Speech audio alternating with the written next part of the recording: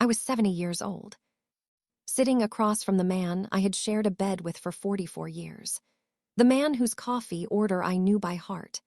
The man I had nursed through a hip replacement, 2 bouts of pneumonia, and a grief so heavy after his mother died that I was the only thing holding him upright for months. And I was smiling. Not because I was okay, not because it didn't hurt, but because I already knew something Gerald didn't. And that knowledge sat inside my chest like a warm, quiet fire that nothing in that cold, fluorescent room could touch. You want to know what I knew? Stay with me, because I'm going to tell you everything. But first, let me ask you something. Have you ever watched someone underestimate you so completely that you almost felt sorry for them? Almost. That is exactly what it felt like to sit across from Gerald that morning. He had his attorney. He had his folder. He had his plan. And he had 44 years of believing he was the smarter one in our marriage. He was wrong. He had been wrong for a long time. He just didn't know it yet. Before we continue, please hit the like button, subscribe to the channel, and turn on the notification bell for updates. Gerald and I built our life in a suburb outside Columbus, Ohio. Nothing glamorous. A 3-bedroom house we painted ourselves in the summer of 1987, a Toyota in the driveway, 2 kids we raised with everything we had. Renee, our daughter, who inherited my stubbornness. Derek, our son, who inherited Gerald's silence. We had a life that looked, from the outside, like something people envied. And for a long time, I believed in it the way you believe in something you helped build with your own hands. But a marriage is not a house. You can see the cracks in a house. By the time we sat down in that lawyer's office in March of 2024, I had spent 11 years watching Gerald quietly, methodically, piece by piece, try to make sure that if this day ever came, and I now know he always planned for it to come, he would walk away with everything. The house, the savings, the rental property he pretended was his alone, all of it. What he did not plan for was the notebook. And he certainly did not plan for what was inside the letter that arrived at his door 2 weeks after I signed those papers. The letter that made his hands shake before he even finished the first line. I am going to tell you about that letter. But to understand why it destroyed his plan completely, you first need to understand the moment everything changed. A Tuesday afternoon in March of 2013, a pension form I was never supposed to find, and the glass of water Gerald poured himself while he explained it away like it was nothing. That was the moment I stopped being his wife and started being his opponent. He just didn't know it. Let me ask you something. Have you ever caught someone in a lie so quiet, so carefully constructed, that the scariest part wasn't the lie itself? It was realizing how long they had been telling it. That is exactly what happened to me on a Tuesday afternoon in March of 2013. And I need you to understand something before I tell you this part of the story. I was not a naive woman. I was not someone who floated through her marriage with her eyes closed. I was a retired school teacher with 31 years in the classroom, a woman who had managed our household budget since 1982, who balanced the checkbook every single month without missing once. I was paying attention. I thought I was paying attention to everything. I was wrong. It started with a car insurance document, the most ordinary errand in the world. I needed the policy number for a call I had to make that afternoon, and I went to Gerald's desk, the second drawer, where we always kept the household folder, and I pulled it open. The insurance papers were there, but sitting on top of them, slightly askew, like it had been placed in a hurry, was another document entirely. I picked it up. It was a pension beneficiary change form, Gerald's retirement pension from 30 years working in municipal infrastructure. A pension that, for the entirety of our marriage, listed me as the sole beneficiary. I had seen the original form years ago. I knew what it looked like. This one had my name crossed out. Derek's name was written in. The date on the form was 3 weeks prior. I stood in that room for a long time. I am not sure how long. I remember the sound of the refrigerator running in the kitchen. I remember the afternoon light coming through the blinds in long, flat strips across the floor. I remember reading the form a second time, then a third, because some part of my brain kept insisting I had misread it. I had not misread it. That evening, I waited until after dinner. I wanted to be calm. I wanted to hear what he said before I decided what I felt. I set the form on the table in front of him while he was still holding his coffee cup. I asked him to explain it. Gerald looked at it, then he looked at me, and then he stood up, walked to the kitchen, and poured himself a glass of water. That is the detail I have never been able to shake. Not the words he said. The water. The absolute calm of a man reaching for a glass while his wife stood in the next room holding proof of something he had done in secret. He came back to the table, sat down, and told me it was estate planning. He said Derek was better positioned to manage the finances long-term. He said it in the same tone he used to discuss grocery lists. He never once said he was sorry. And I remember thinking, not with anger, but with a cold, clarifying chill, that a man who can explain something like that without flinching has been thinking about it for a very long time. I called Diana Chen the next morning. Diana was a family attorney I had consulted once before, years earlier, about a property question. She was sharp and unhurried, and she listened to everything I said without interrupting once. When I finished, she was quiet for a moment. Then she said, "Do not touch anything. Do not move any money. Do not change your behavior in any way that signals to him that you are watching. Just document. Write down everything you notice, every conversation that feels wrong, every number that doesn't add up. Date it. Keep it somewhere he will never find it." So I went to a drugstore that same afternoon and bought a plain spiral notebook. Nothing special. The kind students use. I took it home, put it in a shoebox, and slid it into the locked storage box I kept beneath my winter coats in the bedroom closet. The box where I kept my mother's letters and my grandmother's jewelry. The last place Gerald would ever think to look. And then I started writing. I wrote in that notebook for 11 years. Every suspicious transaction I noticed when I reviewed the bank statements. Every conversation where something didn't line up. The night in 2017 when Gerald mentioned, casually, that he had moved some funds into a separate account for tax purposes and then never mentioned it again. The property he purchased in 2009 that he had always framed as his own investment, forgetting or betting. That I would forget the $34,000 I had wired from my mother's inheritance to cover the down payment. I did not forget. People ask me sometimes how I sustained that kind of patience for that long, and honestly, it was not patience. It was clarity. I was not waiting for revenge. I was not planning anything dramatic. I simply understood from that evening in 2013 that Gerald had a plan, and that the only intelligent response to someone else's plan is to build a better one. Diana saw the notebook for the first time in the fall of 2023 when I brought it to her office in a tote bag like I was returning a library book.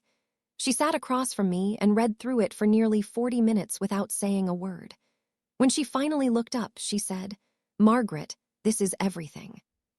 She was right, but what we did with it, that is the part that finished Gerald completely. And it all came down to one thing. He had never bothered to learn about the state he had lived in his entire life. Here is something most people never think about until it is too late. The state you get divorced in matters more than almost any other factor in how that divorce ends. More than how good your attorney is. More than how long you were married. More than who filed first. The laws of your state are the invisible architecture of the entire process. And if you do not understand them, you are walking into the most important financial negotiation of your life completely blind. Gerald did not understand them. And that ignorance cost him everything he thought he had already secured. Ohio is what is called an equitable distribution state. Now, equitable does not mean equal. It does not mean everything gets split down the middle automatically. What it means is that a court will divide marital assets in whatever way it considers fair based on each spouse's contribution, the length of the marriage, the economic circumstances of both parties, and critically, any evidence of financial misconduct during the marriage. A judge in Ohio has wide discretion. And a judge presented with 11 years of documented financial maneuvering by one spouse against another has a very particular kind of discretion available to them. Gerald's attorney, Mr. Holt, had built his entire strategy around a simple premise. He was going to argue that the most valuable assets were either Gerald's separate property, meaning acquired before or outside the marriage, or had been legitimately restructured for estate planning purposes. It was not a foolish strategy. It might have worked against a different opponent, but it had one catastrophic weakness.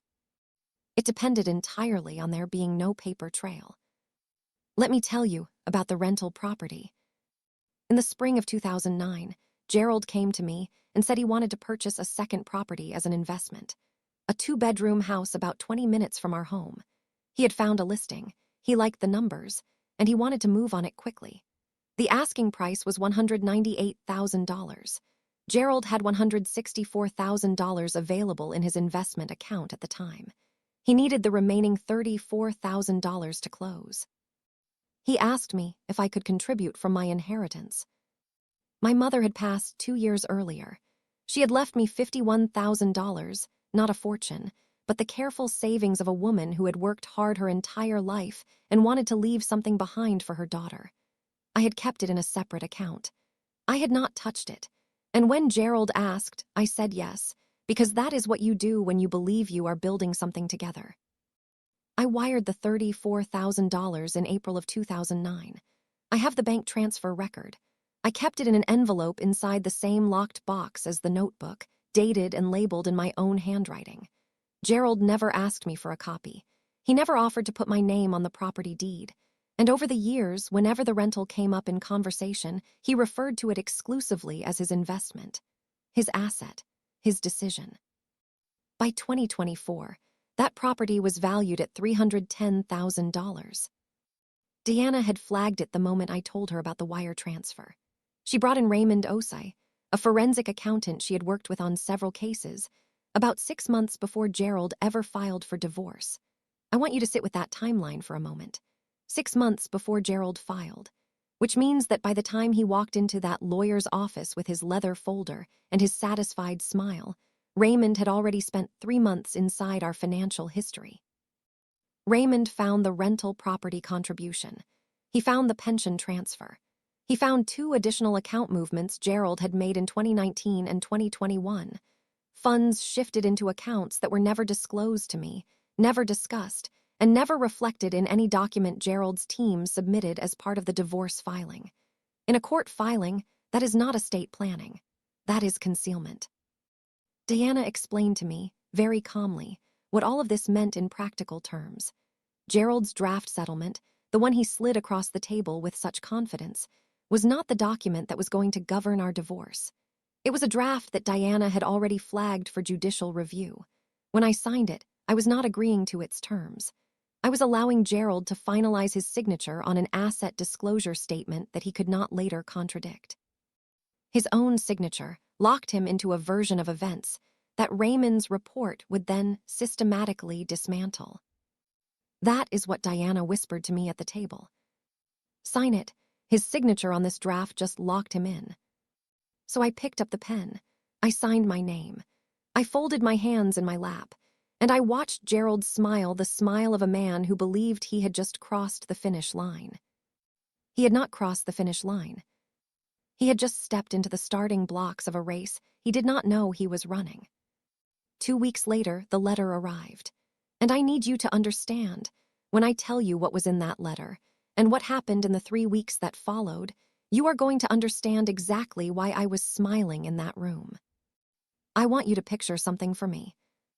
It is a Wednesday morning in early April. The Ohio air still has that thin, cold edge that lingers long after winter is supposed to be finished. Gerald is in the kitchen of the house he believes he has just won. He is probably drinking his coffee, black, 2 sugars, the same way he drank it for 44 years. He is probably feeling the particular satisfaction of a man who executed his plan and got away clean. The papers were signed. The attorney was paid. The hard part, as far as he was concerned, was over. He goes to the mailbox. There is a certified letter. I have imagined that moment more times than I can count. The small hesitation when you see a certified letter, because certified means someone needed proof you received it. The return address from the Franklin County Court of Common Pleas. The way your fingers slow down when you are opening something and some part of your brain is already warning you before your eyes have read a single word. I was not there, but I know Gerald. And I know that by the time he finished the first paragraph, the coffee was already cold.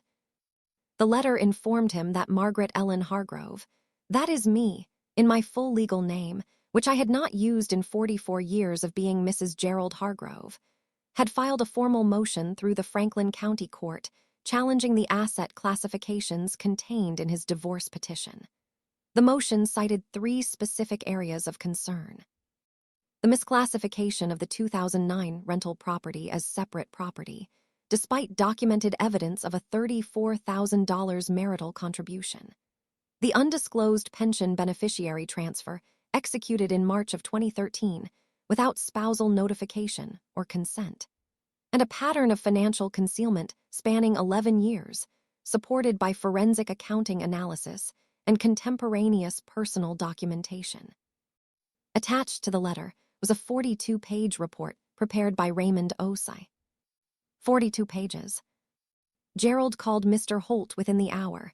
I know this because Diana received a call from Holt's office before noon that same day requesting an urgent conversation. Diana told me about it that evening, and the word she used to describe Holt's tone was careful, not aggressive, not confident, careful, which is attorney language for concerned. Holt laid it out for Gerald plainly, the way good attorneys do when they are managing a client's expectations downward. The rental property, now appraised at $310,000, was at serious risk of being reclassified as marital property by a judge reviewing Raymond's report.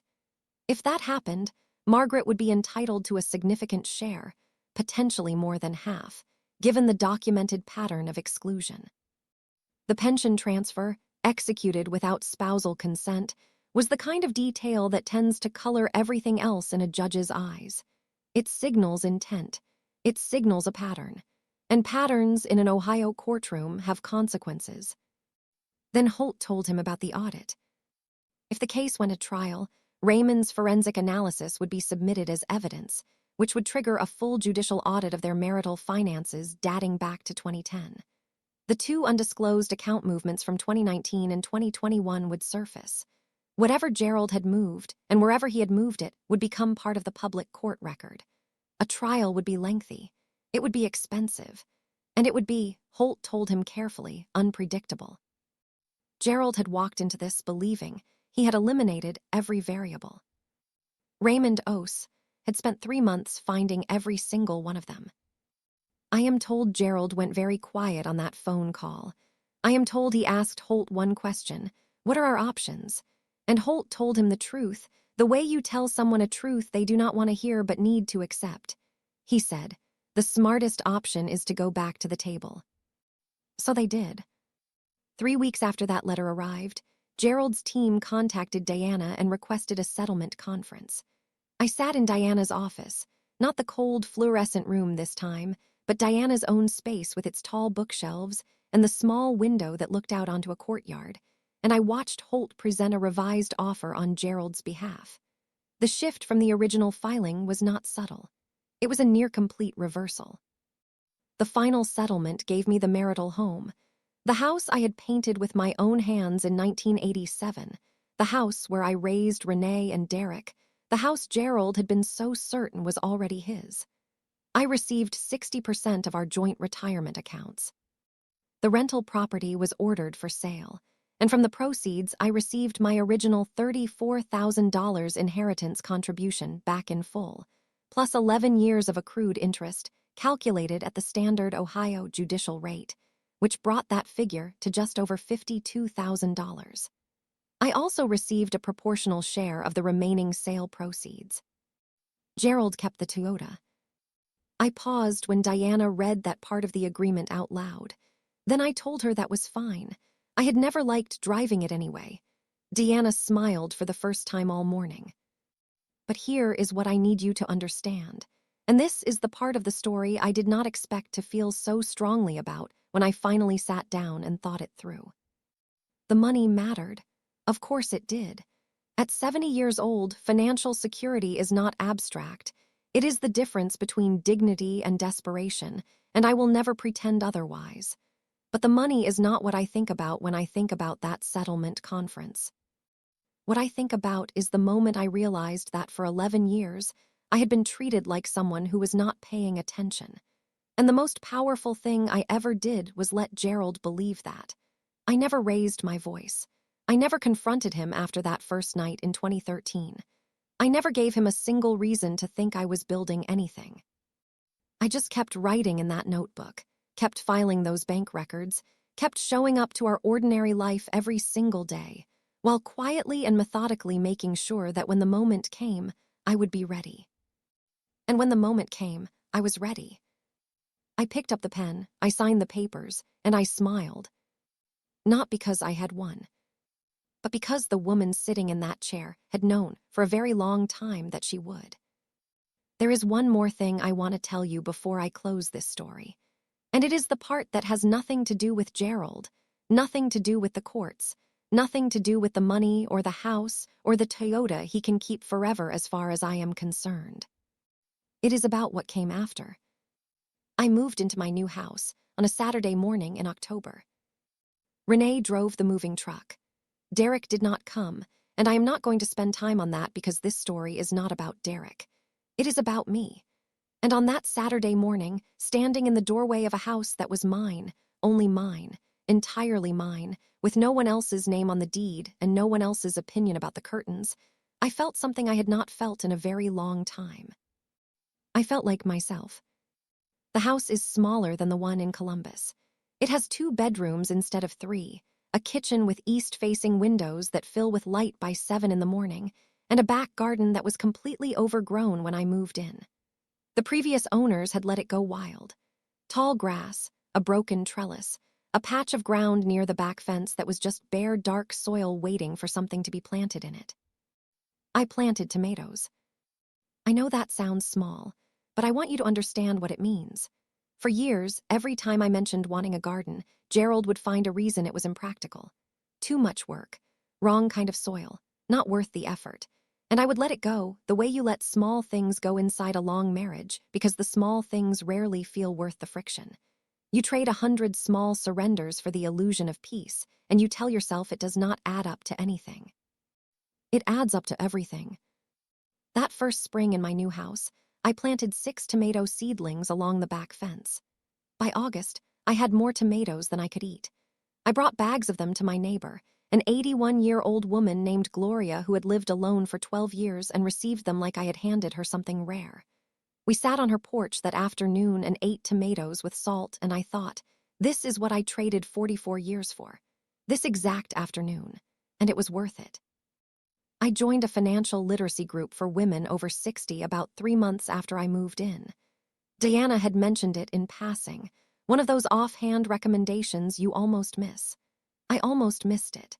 But I went to the first meeting on a Tuesday evening in January, sat in a circle of 12 women in a church basement with bad lighting and good coffee, and listened to a woman named Patricia describe how she had discovered at 68 that her husband had a second credit card she had never known about. And I recognized something in her voice, not the anger, the specific exhaustion of a woman who had spent years being managed instead of respected. I went back the following Tuesday, and the Tuesday after that.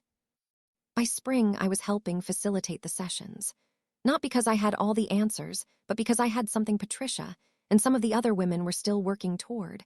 I had already been through the other side of it. I knew what the notebook felt like to keep. I knew what it felt like to sit in a lawyer's office and hold 11 years of quiet work in your hands. And I knew what it felt like to walk out of that office and into a life that finally belonged to you completely. I shredded the notebook the day the settlement was finalized. I want to be precise about that because I think it matters. I did not keep it as a trophy. I did not read through it one last time for satisfaction. I fed every page into the shredder in Diana's office, and I watched 11 years of careful documentation turn into strips of paper, and I felt nothing but relief. That notebook belonged to a version of my life that was finished. I did not want it in my new house. I did not want to carry it forward. It had done exactly what it needed to do, and now it was done. That is how I want you to think about the hard things you are carrying. Not as permanent weight, as temporary tools. You carry them precisely as long as you need them, and then you put them down. Now let me bring you back to that room one more time. 70 years old, Long table. Fluorescent light. Gerald across from me with his leather folder and his careful smile, sliding papers toward me like he was dealing cards in a game he had already won. Diana beside me with her legal pad. Raymond's report already filed. The motion already prepared. 11 years of work already done. And me, picking up the pen. People ask me what I was thinking in that moment. The honest answer is that I was not thinking about Gerald at all. I was thinking about the Tuesday afternoon in March of 2013 when I stood in his office holding a pension form I was never supposed to find. I was thinking about the woman who went to a drugstore that afternoon and bought a plain spiral notebook. I was thinking about how quietly and completely that woman had refused to give up on herself, even when she did it in a way that nobody could see. I signed my name. I put down the pen. I folded my hands in my lap. And Gerald smiled because he thought it was over. It was just beginning. If this story stayed with you, and I hope it did, share it with someone who needs to hear it. Not someone going through a divorce necessarily, but someone who is in the middle of something hard and quiet and invisible, someone who is doing the work that nobody sees yet. Tell them to keep the notebook. Tell them to trust Diana. Tell them to let the other person smile. And leave me a comment with one honest answer to this question. Did you see the ending coming, or did Gerald fool you too?